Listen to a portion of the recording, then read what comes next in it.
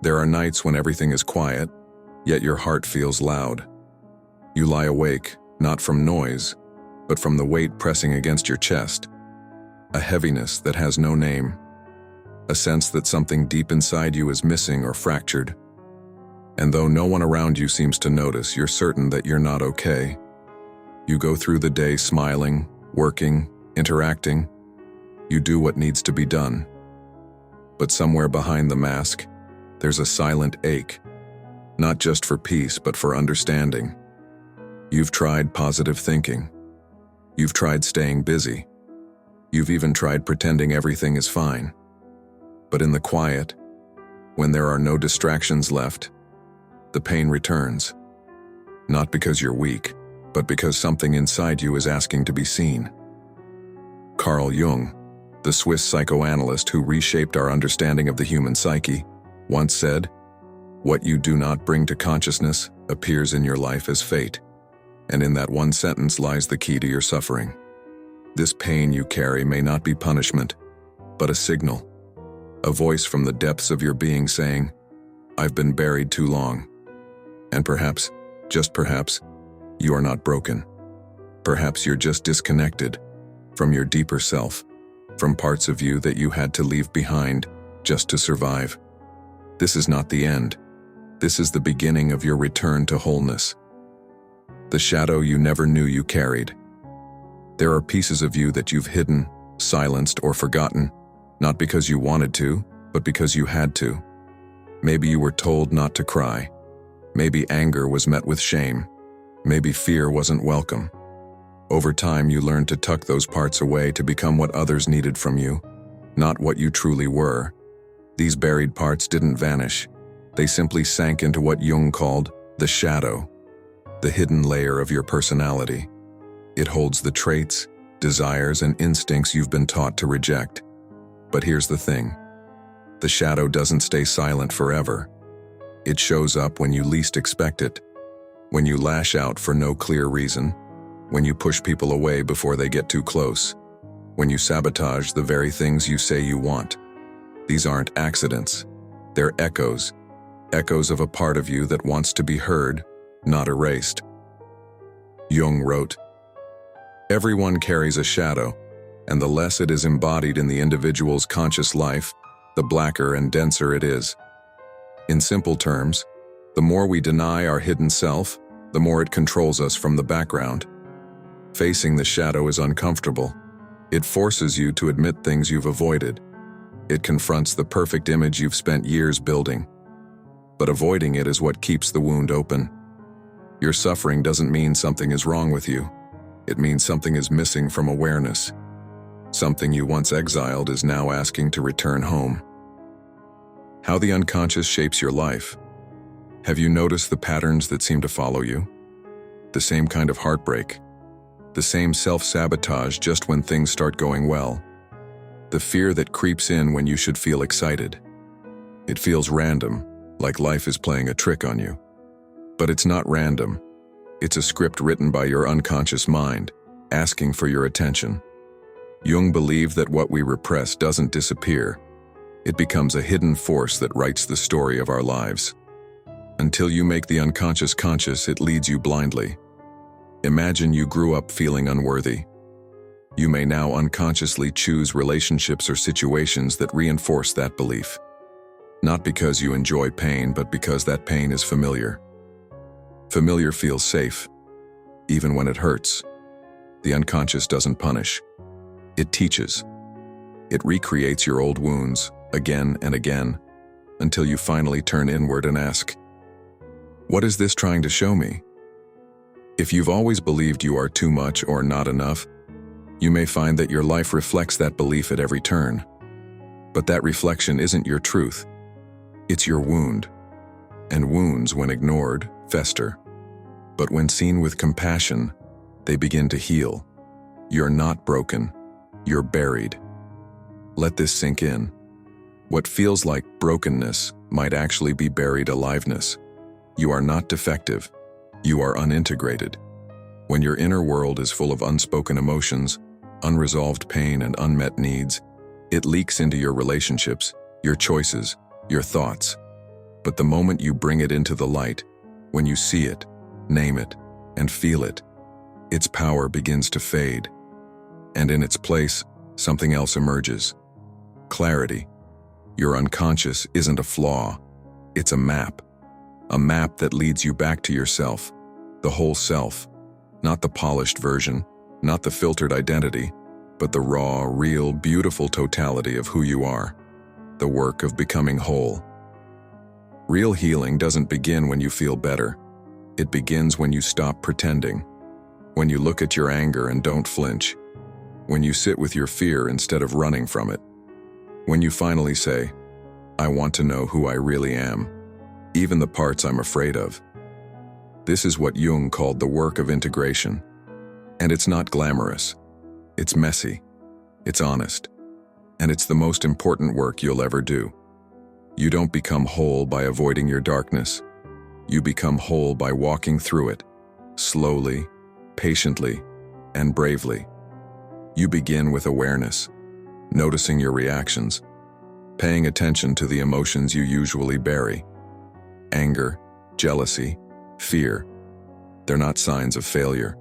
They're signals, clues from your unconscious that something deeper is asking to be understood.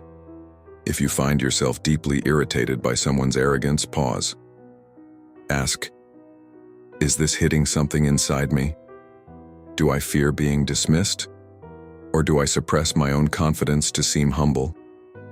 That moment of honest reflection is a crack of light, and that's all it takes to start the work. Acceptance, the most radical act. Once you see a hidden part of yourself, a selfish impulse, a forgotten grief, a shameful desire, your instinct might be to push it back down. Don't. That reaction is fear, and fear wants to keep things hidden. But Jung warned us, we cannot change anything unless we accept it. You can't heal by hating parts of yourself. You heal by holding them in your awareness, not as flaws, but as fragments of your story. Maybe your pride was protection. Maybe your rage was survival. Maybe your insecurity was the echo of a wound no one saw. These were not mistakes. They were adaptations.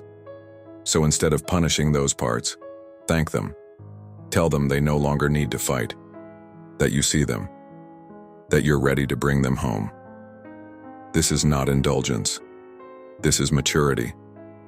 Integration isn't about giving power to every impulse. It's about letting your conscious self lead while no longer denying what's real inside you. Alchemy of the self.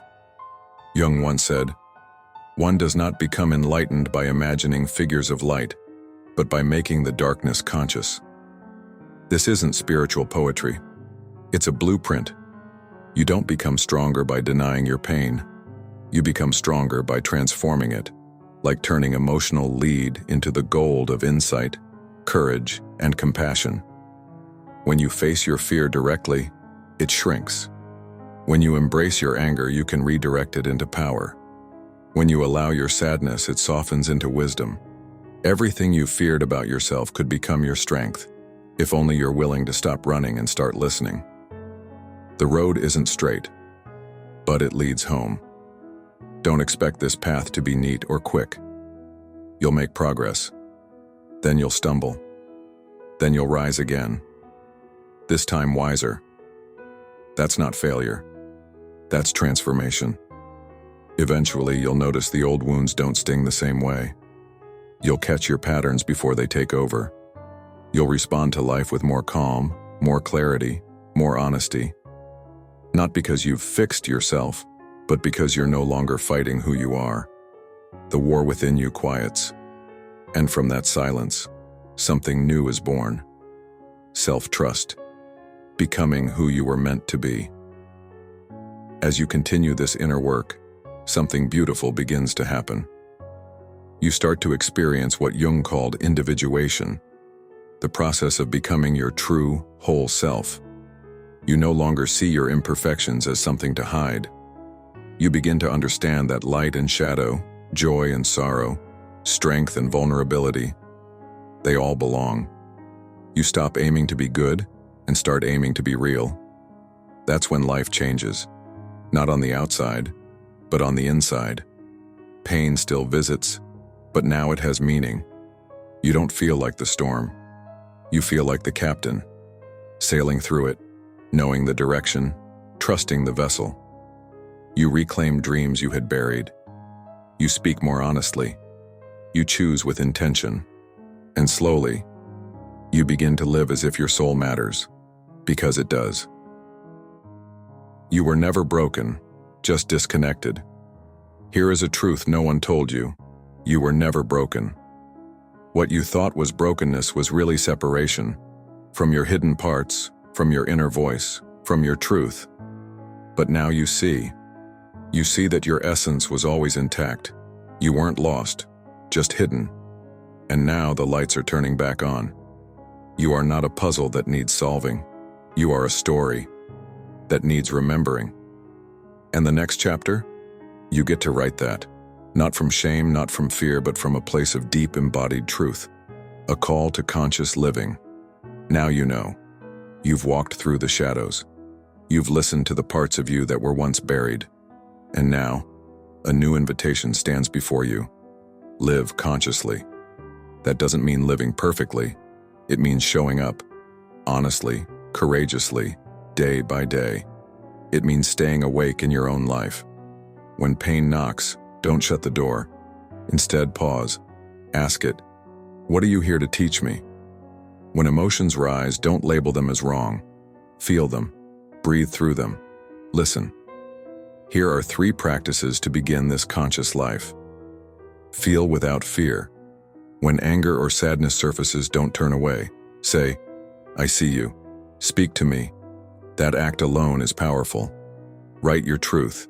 After a conflict or in a quiet moment, write what you felt. Ask, what part of me was touched by this? You'll be surprised what clarity emerges. Be kind to yourself. Progress isn't linear. If you fall back into old habits, be gentle. Forgive, refocus, and if the weight becomes too much, reach out. No one walks this path alone. Living consciously doesn't erase pain, but it transforms how pain lives inside you. You stop being a victim of life's storms and become the sailor, steering through with awareness. You stop asking, why is this happening to me? And start asking, what inside me is ready to be seen? That single shift changes everything. Look back on what you've uncovered here. You began with pain, with disconnection. You explored the hidden parts of yourself, your shadow, and how denying them has shaped your life. You learned that by bringing the unconscious to light, you reclaim power.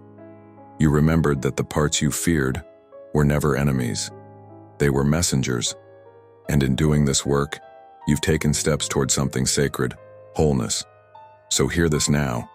You were never broken. You were simply hiding from yourself. But now, you see. And because you see, you're free to begin. The next step is yours. Step forward, live awake, and let your life speak. If you've stayed with this video to the end, it means something inside you is ready to grow, to heal, to stop surviving and start understanding. You're not just watching a video, you're listening to your soul whisper, I'm still here. As Carl Jung wrote, the privilege of a lifetime is to become who you truly are. And that's exactly what Tiptop Tidbits is here for. To help you remember what matters, to reflect back to you the wisdom already inside you, to offer small stories and big questions that awaken your deeper self.